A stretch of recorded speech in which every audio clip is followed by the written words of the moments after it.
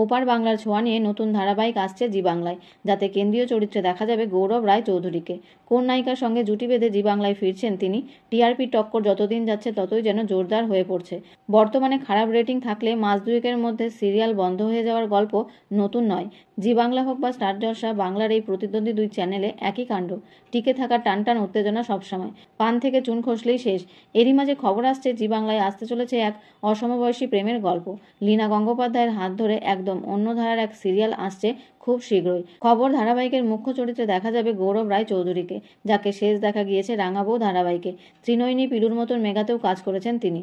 আর নায়িকা হিসেবে থাকছে একেবারে নতুন মুখ। নবাগতা ঐশানীদের নাম উঠে আসছে এই সিরিয়ালের নায়িকা হিসেবে। সিনেমা বা সিরিজে বেশ কিছু কাজ করেছেন তিনি। দেখা গিয়েছে তাকে ট্যাংরা ব্লুজে, তবে ধারাবাহিকের কাজ এই প্রথম। জি বাংলায় আসতে চলা এই ধারাবাহিকটির নাম পুবের ময়না। এই সিরিয়ালের গল্পে যোগ রয়েছে ওপার বাংলার।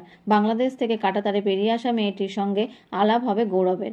আগলে রাখবে সেই মেয়েটিকে। ধীরে ধীরে এগোবে তাদের প্রেমের গল্প।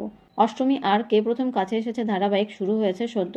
আপাতত জি বাংলার বাদবাকি সব সিরিয়ালই পুরনো।